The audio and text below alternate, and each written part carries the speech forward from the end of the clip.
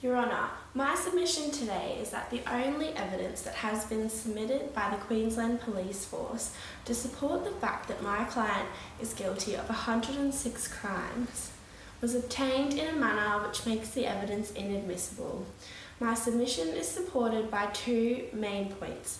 Firstly, the circumstances under which the evidence was obtained, and secondly, the lack of the police force to obtain the evidence pursuant to both the Police Powers Responsibility Act and the Police Powers Responsibility Regulations, which clearly state that when a client is both juvenile and of Torres Strait origin, that certain procedures must be followed. My first point is supported by the circumstances in which the evidence was obtained. My client was arrested and subsequently driven around in an unmarked police car by an ununiformed police. He was driven to various properties and questioned as to whether he had committed crimes at those different properties. The questions were, did you commit a crime here? Did you commit a crime here? To which my client responded with yes, yes.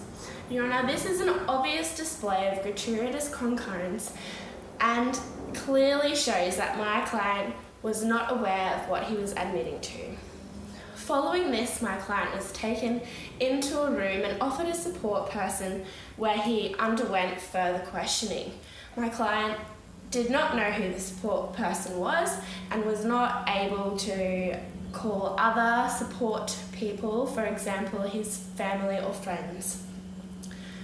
The circumstances under which this evidence was obtained clearly shows that it was not following both the Police Powers Responsibility Act and the Police Powers Responsibility Regulation. I submit, therefore, Your Honour, that Your Honour use their discretion in accordance with the Bunnings and Cross principles and not allow this confession into evidence, as it is clearly inadmissible. My second point is supported by the fact that my client is both juvenile and of Torres Strait origin. The police that arrested my client clearly knew both of these facts. They did not, therefore, make sure that my client understood what telling the truth meant in a confession, and there's no evidence to suggest that my client knew what he was even confessing to. The police were also aware that my client is of Torres Strait origin and therefore needed to follow specific guidelines set out in the Police Powers Responsibility Act and Police Powers Regulation. The procedures that were required to be followed include that a support person be called. From the transcript from the interview, there is no record even of the name of the support person that was called. My client did not know who this person was, and all that this support person informed my client was that he needed to tell the truth.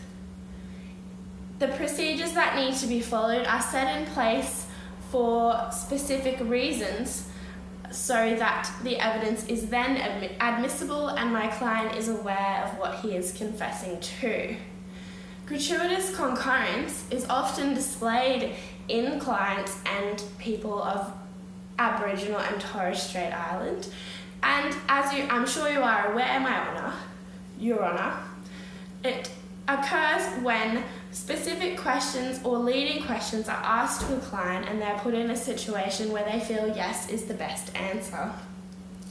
In conclusion, Your Honour, based on the facts that I have stated above, both how the evidence was obtained by the Queensland Police Force and the fact that the Queensland Police Force failed to follow procedures that are set out in the Police Powers Responsibility Act and regulations around how evidence is able to be obtained in order to make it admissible, and how specific clients should be questioned in certain circumstances, highly shows that the confessions that were made by my client for 106 charges were made in circumstances which make them inadmissible.